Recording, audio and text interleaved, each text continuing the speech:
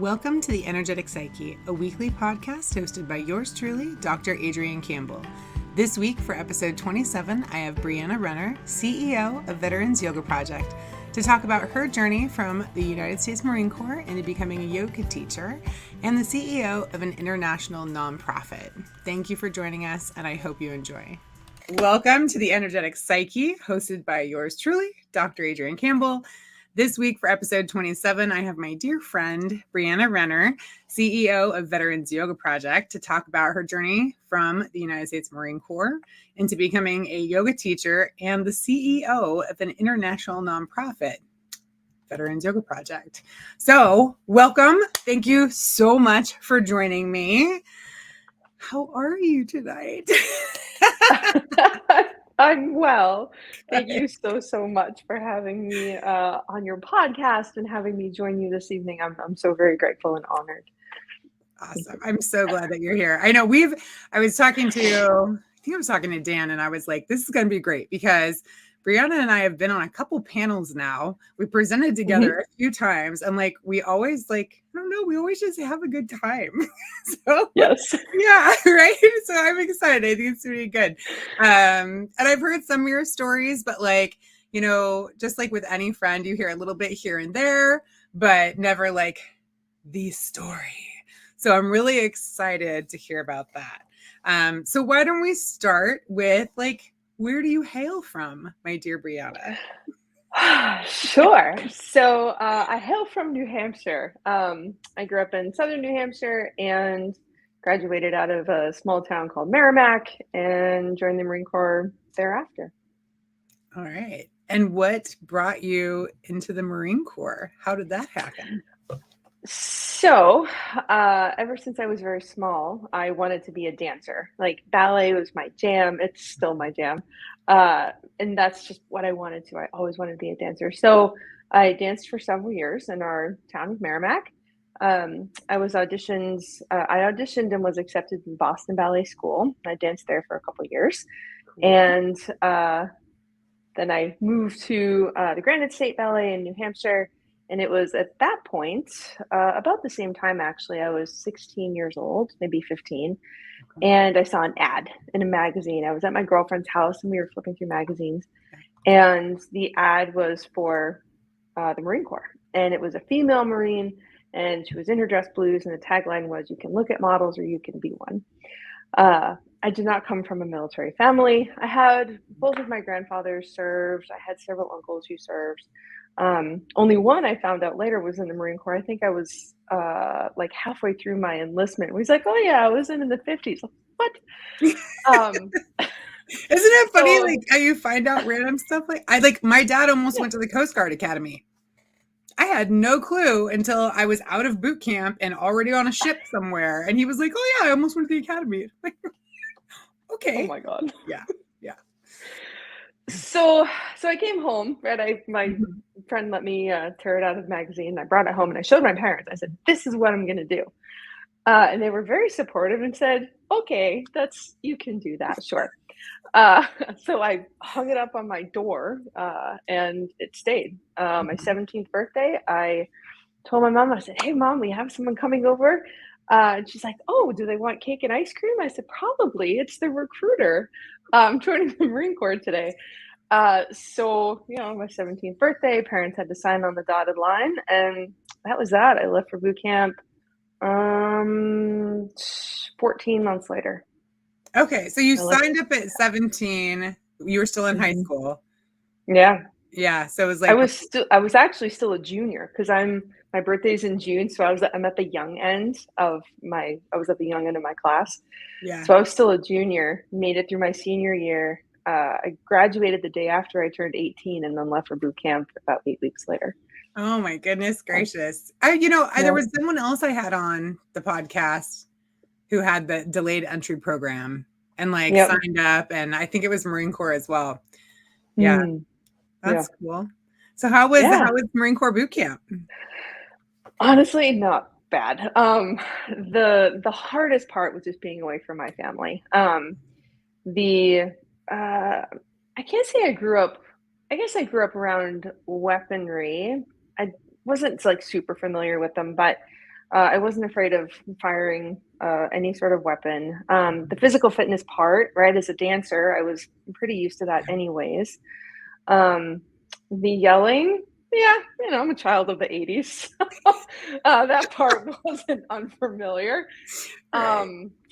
Yeah, it was really just, and I've always just been a hard worker. So I started babysitting when I was 12 and had two jobs really since then. But the effort that it took to like make it through and the gumption that it took to make it through, it really didn't wear me down like it did others. So when yeah, I spent a lot of my time writing letters back and forth. I think I still have them in a shoebox somewhere. But yeah, that was really the hardest part. Yeah. And now, were the females segregated from the males in the Marine Corps? Okay. Yeah. So this was in the late 90s, so 98. At that time, we were still only at Paris Island, and we only arrived on the island every 2 weeks because there were so few of us. So, and we were completely segregated. And there wasn't, I think the only time we ever dealt with any of the males, I think was either swim call or the rifle range. We had like a brother platoon kind of thing. So there were some things we did in like parallel, but never together. Gotcha. Okay. Yeah. I'm always interested in that because the Coast Guard is the first service in a lot of ways to integrate females into things. And so we were all in one squadron, but it was like they had one long room, right, with all the bunks, just like people see in the movies. And then at the very end was a separate room, and that was us. So we were separated by like doors, essentially. Yeah. But we were all still together, and we did everything together. We got beat together, ate together, all the stuff. So yeah. I think it would have been very different if I had been with just females. Yeah, I think it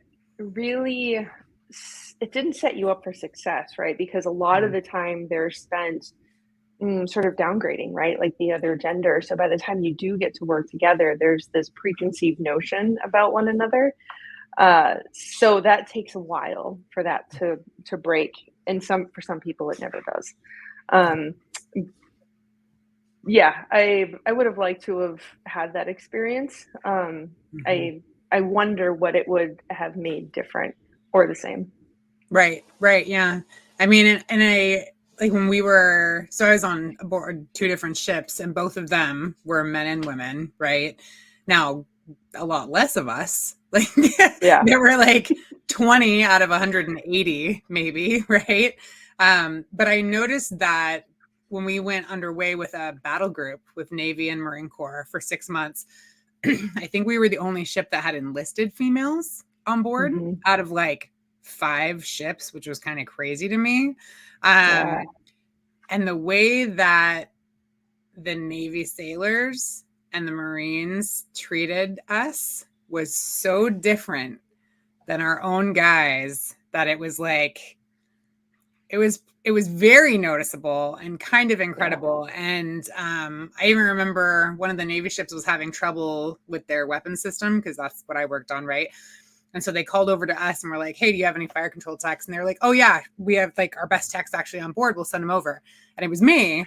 And I get there and they were like, what are you doing here? And I was like, I'm here to fix your shit. So maybe drop the attitude. And they were just like, But I remember thinking like, it's that lack of integration, like not just in boot camp, but even underway. And like, that continued to cause rifts in the work and just getting things done. Whereas our guys, for the most part, like I was their little sister, and you just did your job and no big deal and blah, blah, blah, Not like that with all females and male interactions on the boat, but mine anyway. So yeah. All right. So go ahead. No, go ahead. I was just going to say, so how long did you serve and what did you do? Sure. So I was in for 5 years, from 98 to 03, and I was an avionics technician. So I worked on the communication and navigation systems on the fixed wing, And I say the aircraft out loud, and I think half of them are retired now. So the F-18s and the C-130s, right? Those are still in the air. The Harriers, I'm pretty sure those are retired. And the Prowlers, those have since been retired too. So don't feel bad. Both of the ships I served on are now in Vietnam. So okay. They're part of the Vietnamese Navy. So you're good. Fantastic. Yeah. Yeah, so we did that. And then when we were in Japan, so we did 2 deployments to Iwakuni, Japan. And when we were there, because Iwakuni is like, there are people who are permanently stationed there, but it's really like a transient base. So there were different squadrons that came in, and there were some helicopters that came in. But that gear was ancient compared to what we were working on. So it was really cool when it did come in, because it was all like knobs and tubes and that sort of thing. So got to learn something new and different, but yeah, primarily fixed wing. That's cool. Right on. And yeah, didn't you meet your lovely husband in the Marine Corps? I did. I've started to sort of joke that the Marine Corps issued me a husband. You know, cause used to say, right, if the Marine Corps wanted you to have a spouse, they'd issue you one. And you were like, well, yeah, you kind of did. Just throw him in the sea bag. We're good to go. Yeah, pretty much. Yeah. Yeah, he was, you know, it's one of those things where it's like, I would love to have been a witness to the moment. But yeah, I had just checked into Miramar and we were walking opposite directions, and I did one of these, and he literally caught my eye and just stole my heart immediately. And then I know, and then I found out we were in the same shop, and there was just something about him. Yeah. He's super tall we were in like shipping containers, really, is what we worked in. So, you know, if we needed to go anywhere, they could ship it up, put it on a carrier and send it out. So because he was so tall, he would like lean back and he'd stand there like this with his arm crossed. And he tried to be so serious. I'm like, I know there's something underneath this. Right. So yeah, we just became friends over the years, and we were married in 2003. So 21 years here in a couple weeks. Oh, happy early anniversary. Thank you. Yeah. Yeah, that's awesome. Okay. So you got out in 2003, right around when you got married. And then what happened? Where'd you go after that? So Tim was still on his second enlistment. So he was an instructor, an avionics instructor in Cherry Point. And so Cherry Point in North Carolina. So when I got out from Miramar, I just went out to North Carolina. I immediately went to school. So I got my associates in electronics engineering. I worked at the Outback for a while. I wanted something different than what I had been used to doing. So yeah, I worked there, and then we got pregnant with our first daughter. And we had her in 2005. My husband got out in 2006. So there you go. Right on. Yeah. Okay. So what led you to yoga? Pregnancy, actually. So I had, when I was home on leave, I don't remember when, it was in my early 20s, so maybe around 2000, 2001. My mom had taken me to a yoga class. It was her best friend teaching the class, and it was a lovely class. It was a restorative class, and I just remember being in the class and being in like silent competition with everyone else. So I lovingly call it like competitive restorative, because that's what it was. Sorry, daughter. So competitive restorative yoga. And at the time, like, I just wasn't ready for it. So it was a while until I started practicing again. So when we were pregnant with our first daughter, I knew that I wanted the experience to be as pleasurable as possible. Like, as funny as that sounds and as odd as that sounds, I didn't want to be the one who lost my temper. I just wanted to be as prepared as possible. Yeah. So I started with prenatal yoga, a little DVD, did some yoga in the living room. And everything was lovely. Like birth was lovely. The whole experience was very lovely. And it wasn't until I didn't practice too much after that because we were transitioning from one place to another. We got jobs and there was a lot of just life happening. So it wasn't something that I consistently practiced. Our second daughter came along and the pregnancy was hard. It was not at all like our first pregnancy was really quite lovely. Like everything went well. We had no problems, no issues. Everything went really great. And our second pregnancy was not that at all. So I practiced a little bit of yoga while I was pregnant with our second daughter. And after she was born, I recognize now that I had a bit of postpartum depression. But it's even now, like 16 years ago, to look back, like my mental health as a mother wasn't ever checked in on, right? Like everyone was hyper focused on the baby, which is fine as it should be. And right, the pediatrician never said, so how are you? Like, how are you doing? Back then they didn't. That didn't really start correct. until the last, 5, maybe 10 years? Yeah. So I was not okay. I was drinking too much. I was angry a lot. And I can remember a moment when the kids were small and I lost my temper. I lost it really hard. And in that it was one of those moments where not only did I lose my temper, but it was almost like a punch to the gut. Like I had that moment of this cannot continue. Like I know the path I'm on, and this is not where I want us to go. So that's when I started practicing more regularly. As a dancer, right, movement has always been a really sort of like intimate part of my life. I danced while I was in the Marine Corps. I started a program while I was in Japan. There's nothing quite like teaching ballet to 3-year-olds and having your sergeant major drop his daughter off and you're in a leotard and tights. Hey, sergeant major. So when I came back into yoga, it was incredibly profound because I could remember who I was. So yeah, we had a YMCA right near our house and I would stroller the kids in. They had a child watch, which was, I'm so grateful for it. Yeah. So I was able to bring the kids in, drop them off, go practice yoga. And I'm pretty sure it saved my marriage. It saved myself from myself. I learned how to quell my anger and quell my frustrations.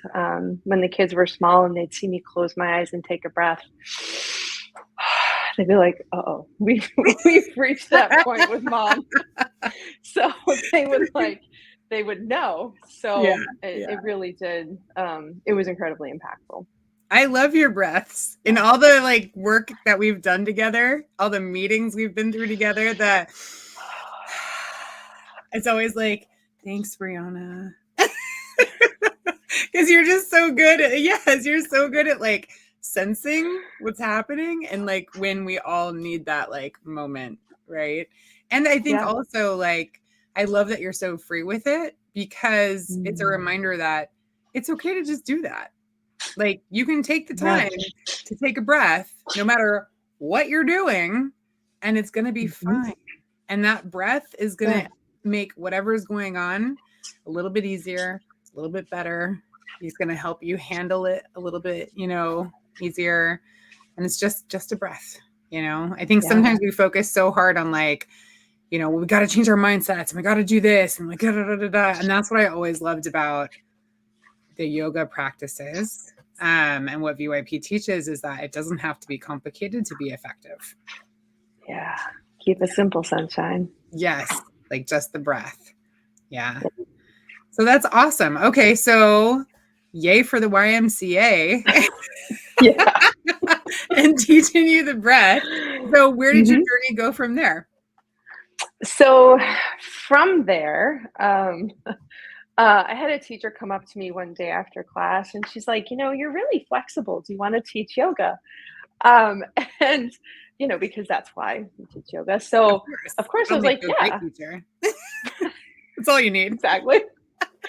So I was like, sure, I'll teach yoga. So I started teaching and my classes were terrible. Like I had no business teaching yoga in front of people. So I taught maybe less than a year before I went to my yoga teacher training.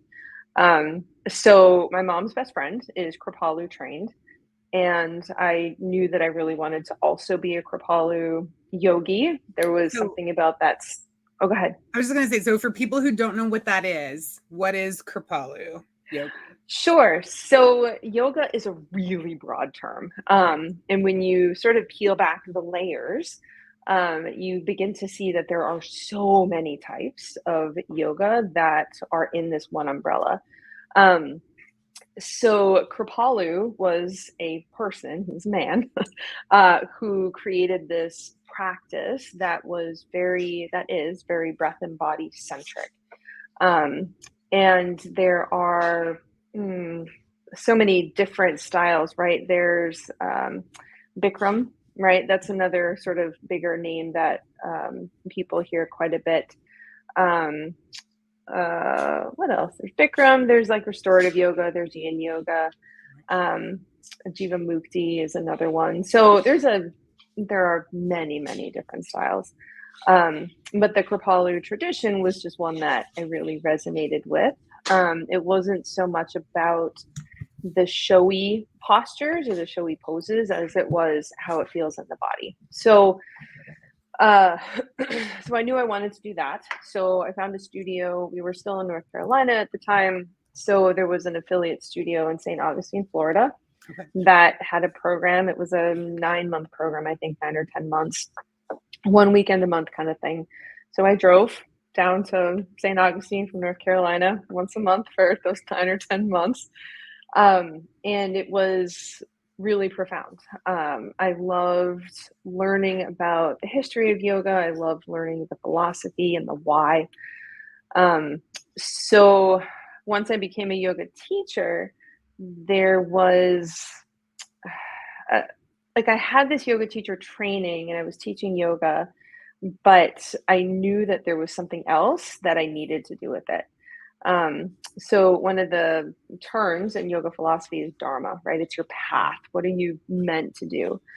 So around that time, we were moving from North Carolina to New Hampshire.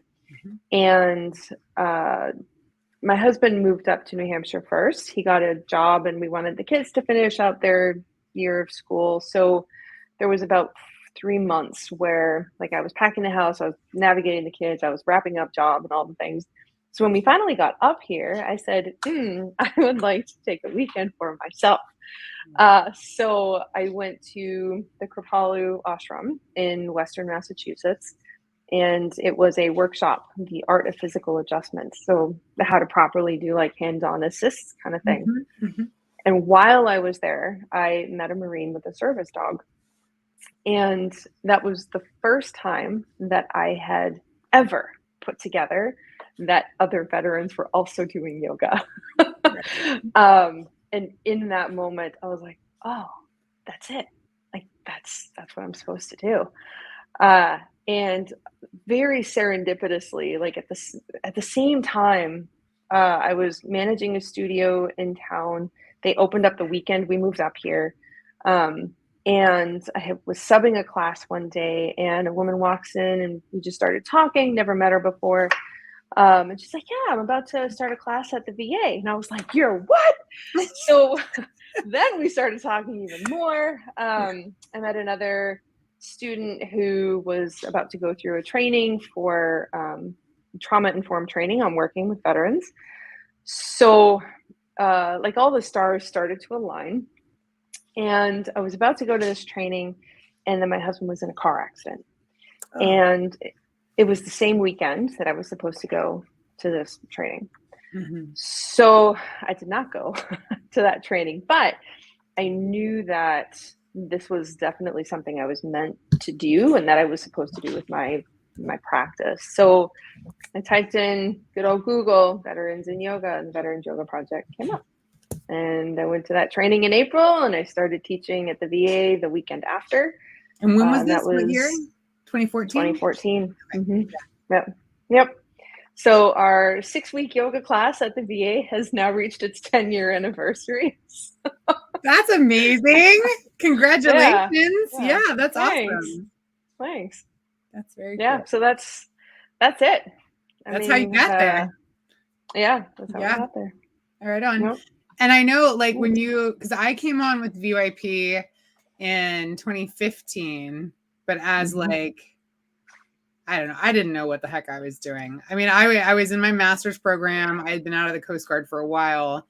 Didn't think I ever wanted to have anything to do with the military or veterans again. And we had to do field work, and I got called. It just got called into it, and I was like, okay, I got to go find some place to do field work with veterans. And I'll be honest, I have no idea how I found Veterans Yoga Project. I was probably just Googling veterans, wellness, psychology, like who knows. And I'll never forget my phone call with Dan, because I emailed a good amount of organizations, and like to this day, I hold a grudge with Wounded Warrior, who basically told me to pack sand. Like, I was like, I'm a master's student. Like, these are the different skill sets I have. Like, I'd love to just observe one of your programs. I'll volunteer however. And they were like, we don't have time for you.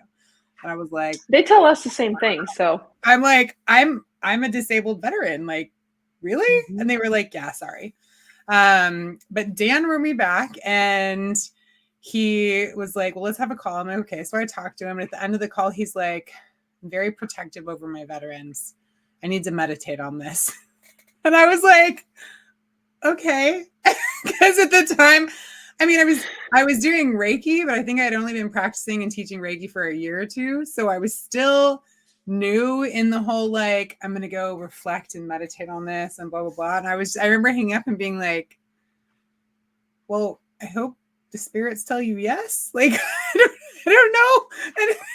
And then he came back and he said yes. And I was like, awesome. And I went to one of the retreats you guys used to hold, which, I hope someday that happens again, because it was so impactful for me. And like, we didn't meet because like this was about a year after you started, and I heard your name a little bit here or there, but after that retreat, I was like, what do you need? I will do anything for this organization. I will help you make money. I don't know anything about yoga, but like, you want me to talk to yoga teachers? What do you need? And it completely changed everything for me, like, and my outlook on approaching wellness for veterans. And I remember Dan, telling the story about how he saw a bigger change with the people he worked with at the VA through his yoga class than his talking sessions as a psychotherapist. And that's exactly what I saw at the retreat.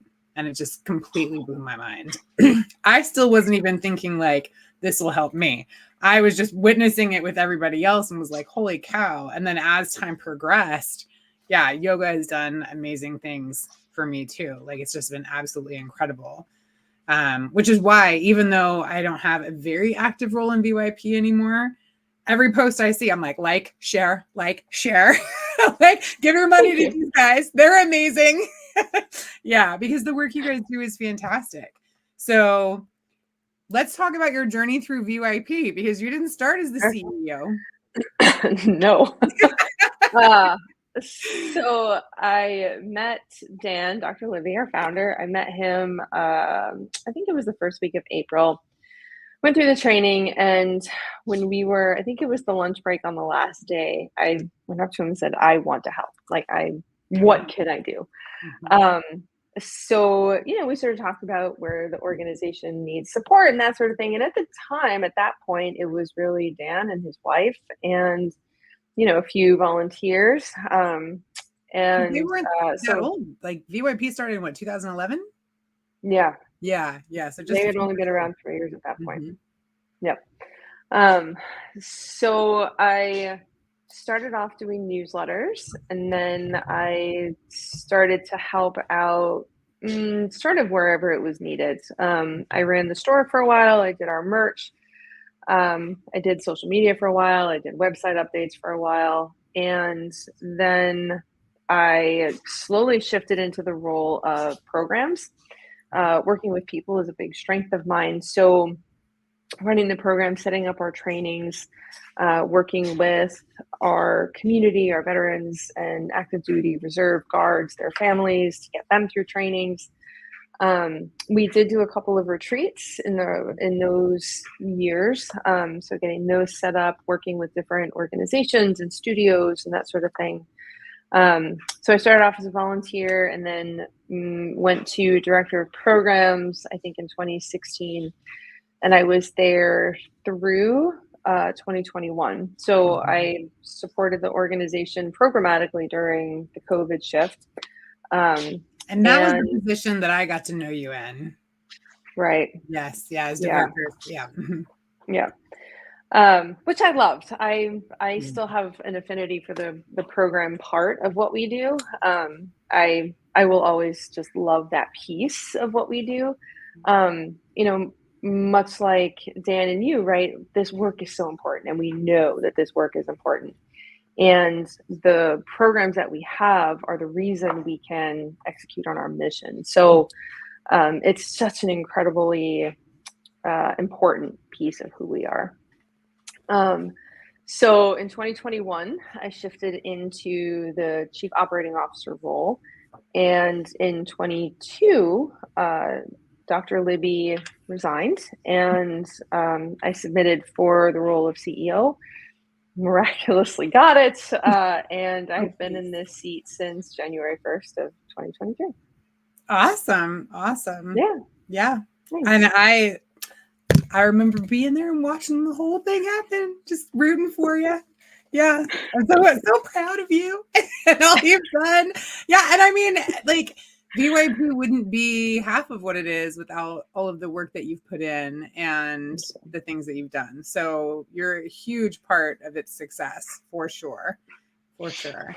Thank you. Yeah. There you go. Accept it. Do it. Yeah. I know how you are. So let's talk. Go ahead. No, I'm grateful, right? Like this, I take nothing for granted. And I know how much work it takes to keep this organization going. So thank you. I know the impact that I've had and the work that I've done. And now, right, like I'm not so much doing that, but it's still going, which is really very cool also to see and support. Well, because just like you, from where you started and then got to where you are now, like VYP has run on volunteers. Like without volunteers, VYP would not exist. I mean, period. Yeah. And I know like there's been ups and downs, and just like any business, you're going to expand into certain areas and then be like, maybe not. You try this out and then you're like, that's not a good fit. And, I think I've watched you guys be really good about being careful of mission creep. And I know I've been part of a lot of those conversations where it's like, well, that's a really great idea, but maybe not. And I have to say that, I've worked with a lot of different organizations of various sizes. And one of the things that initially was frustrating for me, I'm not going to lie, is how much you care about everyone that works for you. And that makes me sound like a terrible person. But the reason, the reason that it was frustrating is because I always worked in very hierarchical, top-down organizations where it's like, you just tell your people what to do, you make the decisions, they go do the work, they get the work done, they come back, done, right? But Veterans Yoga Project was always so good about listening to everyone's thoughts and ideas and feelings. And even if it wasn't the right time, or, they would still hear it and then have the conversation about why it wasn't the right time. Like, so I remember like being frustrated because things would take a lot longer, but I eventually was also like, just so grateful to work with an organization that cared so much about the people within it. And I remember having conversations with both you and Dan about how a lot of our volunteers, see, I still say are, even though I haven't technically worked with you guys for a while now, but you're in my heart. But I know but how so many of VYP volunteers and staff are also veterans, right? And so I think what happens a lot of times is that as veterans, when we're serving other veterans, like we forget that we also have needs and this is also for us. And that was one of the things I thought VYP did a really good job of, is remembering that the volunteers and staff were also veterans. And that I think, I don't know this at all, but I'm making this up. I feel like when Dan meditated, he was like, Adrian is also a veteran. And so by letting her come and help us, I'm also helping her. So yes, she can come, because it was very much his way. And I think that's really stuck with VYP. And it's one of the big differences that I always saw and really appreciated about your organization. Yeah. Thanks. Yeah. Thank you. So let's talk a little bit about the programs that you offer. I mean, we can talk about the evolution of, right, if you'd like. Sure. Because I mentioned the retreats that, like, that's where I first got my first dose of VYP. And that VYP is so different than today's. And there are certain things that have stuck, throughout the time, but you've grown some really beautiful programs, like the yoga teacher training that I'm so proud of you guys for. Yeah, absolutely. And I know with COVID, there was a lot of struggle, but something beautiful came out of it, like a little lotus moment, right? For sure. Yeah. So why don't we spend a little bit of time just talking about what you currently do offer to veterans? Sure. So the basis of our entire organization, right, is to bring the tools of mindful resilience to veterans. So the mindful resilience tools: breath work, meditation, guided rest, gratitude, and mindful movement. So those 5 tools, and understanding why they complement and support post-traumatic growth, right? So from, I think, that idea, Dan created our Mindful Resilience for Trauma Recovery training. So that training has evolved a little bit into a 17.5-hour workshop. And it is designed for yoga teachers and clinicians to understand the physiology and psychology of trauma, how and why it sits in the body, and why these tools, these 5 tools, are a supportive approach towards that post-traumatic growth. And even though Dr. Libby hasn't been a part of the organization for a while now, his work still is. His work is incredibly profound and important. And as we go, as we continue to sort of march down the timeline, right, some terminology changes, there's new studies that come out, and we're updating that as it comes out and as we're aware of it. But the heart and soul, like his heart and soul, really is in that training. And that is something that we are very passionate about sticking true to. So that training is currently offered primarily online.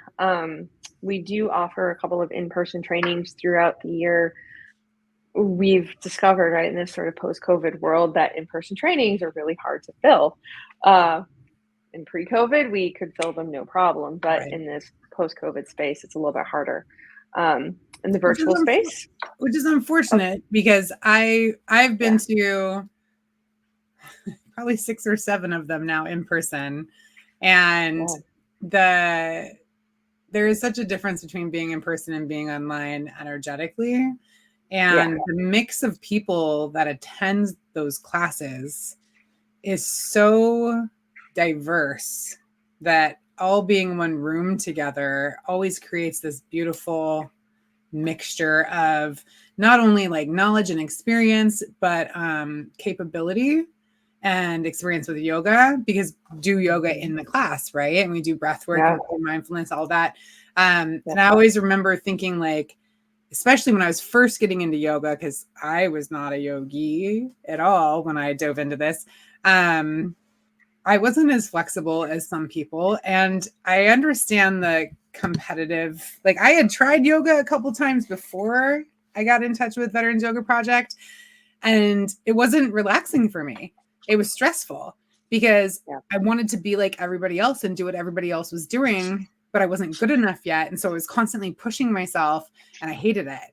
And so I bowed out. And going to the MRT and seeing like yoga teachers alongside veterans, alongside chiropractors, alongside nurses, all trying to do this stuff. And then having Dan say, nowhere to go, nowhere to be, I had nothing to do.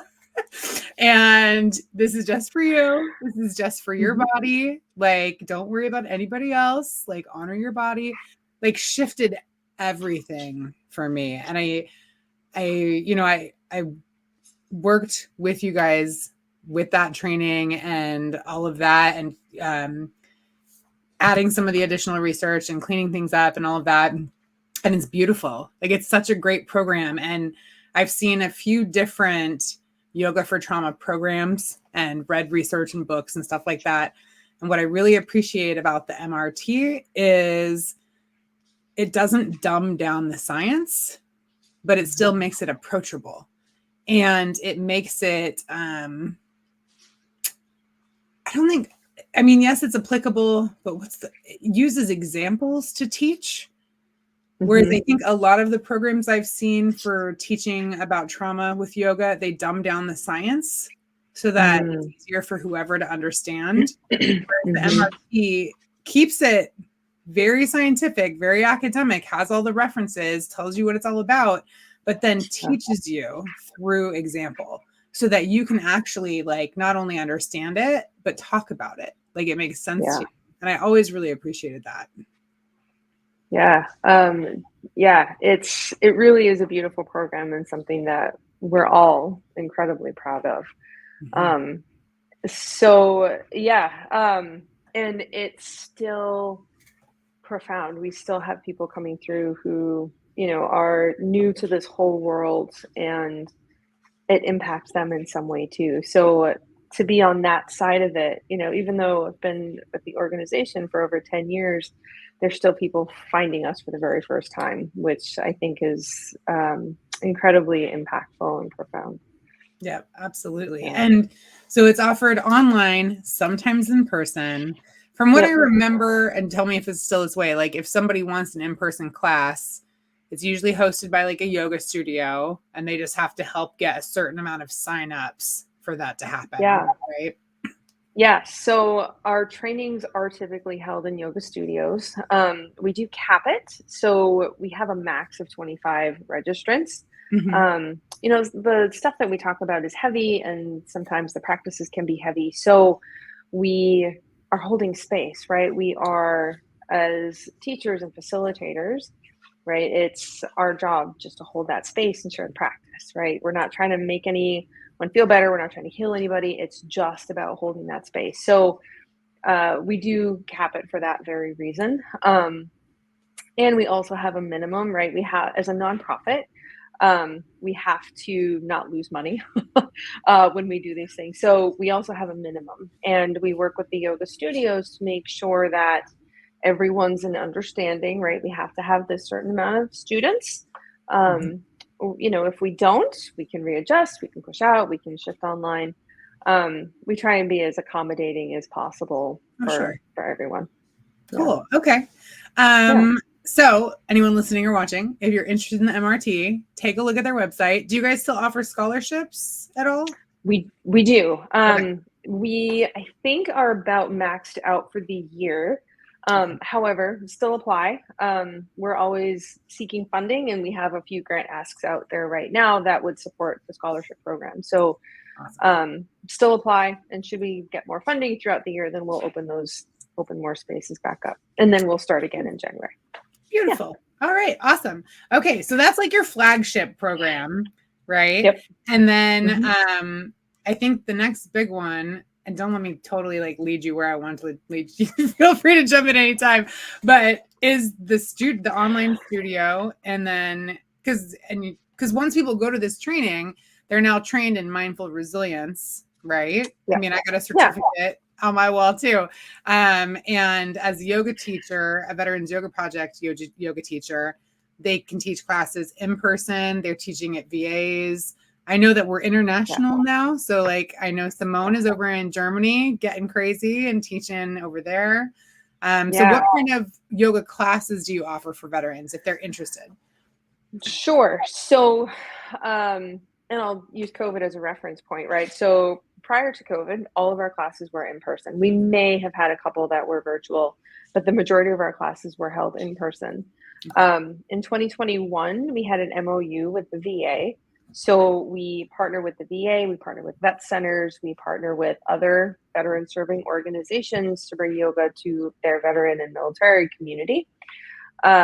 When COVID came, right, March of 2020, all of our classes stopped. So we very quickly had to shift and adjust. I remember Dan asking like, okay, so what's next? I said, we flip it all online. Let's just keep it going. Mm-hmm. So we did. We started teaching through Facebook. We did Facebook Live. We had all of our classes there. And then at the end, somewhere in 2021, we flipped from like Facebook into an actual studio. So now we have a virtual studio through Wellness Living. We have 3, 4, 5 classes a day, every day of the year.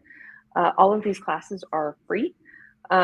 You can go to our website, veteranyogaproject.org, and you can find the list of classes and the schedule. We also have an app, which is really great. So you can download the Veterans Yoga Project app, and it lists out all of our classes. You can register from there. Pretty easy peasy.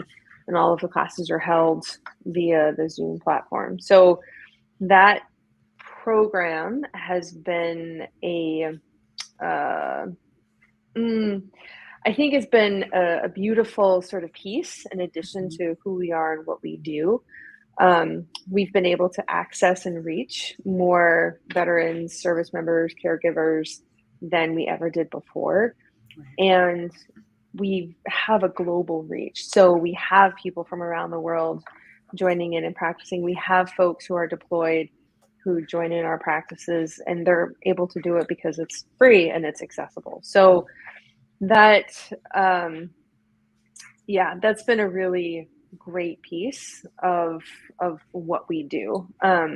So when our teachers go through the MRT, they then have the option to join our Teachers Alliance, of which you were a huge part in initiating and launching. It's still going, so thank you. Awesome. Yay.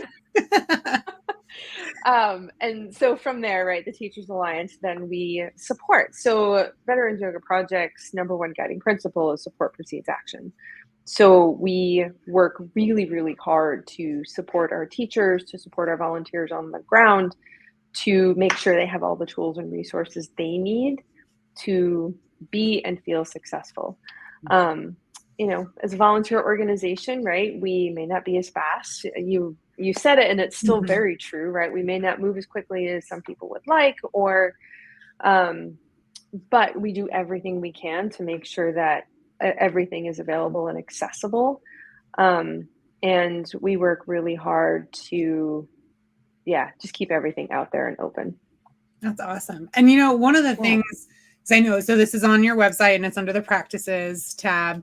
One of the things I direct a lot of veterans that I work with to is just the videos you have about like different sitting postures and chair yoga, right? And because I think what a lot of people forget is that yoga isn't always like super bendy, handstand, blah, blah, blah, because like I can't do that stuff. I got all kinds of broken stuff. That ain't going to work. And what I loved about VYP is that there are so many modifications, so many adaptations, and you have a lot of really great videos that are up on your page that provide information. So even if someone wants to go to like a local yoga studio, watching those videos first can help them feel a little bit more comfortable around like the different, because don't you have one that's about different type of gear? Like the yoga Yeah. And so Yep. just understanding Yep. like, this is what we use blocks for. This is what straps are for, so when you walk into a yoga class, you're not like, what? So there's just a lot of support in addition to the classes too, which I really like. So, Yeah. Thanks. And so, yeah, go ahead. Oh, well, I was just going to say, I was going to move on to your yoga teacher training. Yeah. Okay. So this started, so you just had your 4th class graduate? We did. Yeah. I can't believe it's been that long that this has been running already. I know. Because like, I remember like working on the grant and like just getting like all the paperwork off the ground and just being so excited and be like, this is going to be amazing. I was so stoked for it. So tell us about this. I love it. Sure. Yeah. So it was sort of not really secretly because I was very open about wanting to do this program, but it's something that I always felt very strongly that we could successfully pull off. One of the sort of hats that I wore was to manage our general info box. And on a pretty regular basis, we were getting questions about a 200-hour yoga teacher training. So it took a while, right? One of the things that we also, I think, have gotten better at through the years, but not overloading anybody, right? Making sure that we're not launching or building or moving through programs that aren't supported, right? Through staff or through funding or something like that. So I know, and I don't want to minimize the amount of work that everybody puts in because I know that everybody has a million hours worth of work to do and that they, want to do, need to do, that sort of thing. Right. So I don't want to minimize that. Yeah. We also knew that we just weren't in a space to pull something like that off because it is very resource heavy. It's a big deal. Yeah. Yeah, it's big. Yeah. So we received a grant in September of 2019. We built the program through Q4. We did the whole application process and we launched our first 200-hour yoga teacher training the first weekend of March of 2020. Right. Nothing went right. Nothing went according to plan. But I can't say nothing went right. Nothing went according to plan, but I think everything moved well. You guys pulled off some pretty awesome shift and adjust. I mean, I was in the class and I had to bail because it didn't work with my schedule, but you guys did some pretty awesome plot twisting moves there. Yeah. In order to keep it going for sure. What was supposed to be a 6-month program turned into an 18-month program. But we did it. Of the original 20 that applied, we graduated 16. And then the second class, I think we graduated 23 or 25. The third class, we graduated 18, and this time we just graduated 12. And every time we move through the program, we learn something new, we incorporate something better, we make it more accessible, we make it more inclusive, right? And we make it more, we create a space of belonging for everyone involved. And it's taken a little while to get there. It hasn't always been pretty, but we've always kept moving forward with it, which I'm really grateful for and proud of. We have a really great team. I've stepped way back, right? And let the next generation of leaders take the program over, and they're rock stars. Jessica Bugbee was our lead facilitator this year, and she's been a part from the very beginning. And she ran a beautiful program. So I'm so grateful that we're continuing to move forward with it. Okay. And so will you be having another one next year? Yes. Yeah. We are in discussions about potentially 2 a year. So the platform that we ran, or the program that we ran this year, was we started in March and graduated in June. So it was a pretty quick time frame, pretty quick turnaround. But the students all said, right, it was accessible. It didn't seem like too much.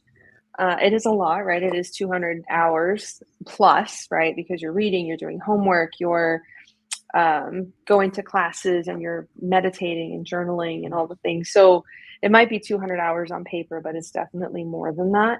Right. It's a big investment. However, I would like to see us do maybe 2 a year, but no more. That's enough. It is a beast of a program. Definitely worth it though.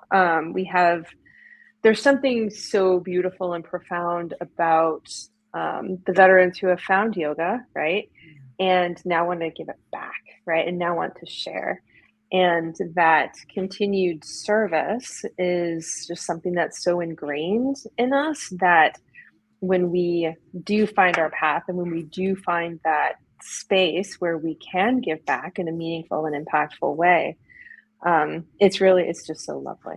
So. Yeah. I'd like to say that when we get out of the military, we don't lose our purpose. We've just lost our path, right? Yeah. Because our purpose is like ingrained in us. It's who we are. A large majority of people who join the military, it's because it's who you are. It's not to achieve some external goal, but it's just who we are. Right. And so we get out and we feel like we've lost our path. I think for a lot of us, it is finding service is in some way, but especially in service to other veterans, is very meaningful. Yeah. And it provides that path that's been lost, right? So that your purpose can be fulfilled. Yeah. Yeah.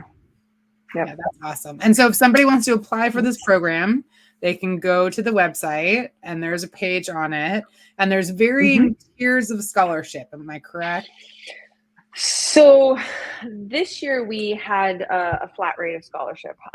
We've done it in the past where we have had tiers. The first year was fully funded. So the second 2 years we had tiers. And then this year it was a flat rate. So again, right, we have grant asks out there to support and to help minimize the cost. Because I don't want cost to be a barrier. So we do what we can, right? Yeah, so and that it depends on what you guys can get as far as donations and grants and all of that. Yeah. Because anyone listening or watching, they're a nonprofit. So all these beautiful programs, so all the beautiful programs that VYP puts on is only possible because of the tons of people that are donating their time, right? And the beautiful people who donate their money to pay for these programs, because it's not all just online, and there's lots of costs that go into like different types of props and gear and computer software and renting locations. I mean, all that kind of stuff matters, and being able to pay our teachers is kind of a big deal, so that, energy exchange through money is also nice. So there's that. So as I'm talking about this, if somebody wants to support Veterans Yoga Project, I know there's a lot of ways. They can volunteer, because you're always needing more volunteers for different types of stuff, right? And the application, it's on the website, correct? The application is on the website. Yep. Molly Franke is our director of volunteer engagement. She is brilliant and amazing, and she's our primary point of contact, and she oversees all the applications that come in. She has the initial interviews and helps to ensure not only they're a good fit for the organization, but that they themselves are in a space where they're going to be happy and thrive. Nice. See, that's what I'm talking about. Like caring about your people. Like, yes, we want your time, but like, is this the best thing for you? Like, let's make sure, right? Like, I love VYP. Okay. And so if you want to apply to be a volunteer, just go to the website. There's a page there. I know I've seen it. And then also donations, right? So I know you do 2 big donation runs a year around Memorial Day, the Light the Candle. And then the next one coming up is in November for Gratitude Week. But you can donate anytime, guys. And every single dollar matters. That's one of the other things I always loved about VYP. I'm going to say it crassly, ready? But like, you're cheap. But it's great because like you're very money conscious as an organization, and you've always always watched every dollar. And I used to think, again, it was funny because I come from working in these big corporations, right? And I'd be like, well, Dan, let's just do this. And he'd be like, do you know how much money that's going to cost, Adrian? He's like, no, we're not doing that with these people's money. And he always stayed in like even modest hotels when traveling, often with friends, like didn't even rent hotel rooms, right? Like so, yeah. I mean, so mindful of every dollar that somebody has donated, because it really, like, you guys have always been great about, like, the money we get isn't throwaway money. Like, some person was like, I'm going to take this money that I've worked hard for and give it to you and trust that you're going to do good things. And you guys have always been so aware of that and grateful that, like, again, I don't hesitate telling people, like, give them money, donate, take care of them because you're a good steward. Yeah, absolutely. Yeah. Is there anything specific that you need help with or that you want to ask for?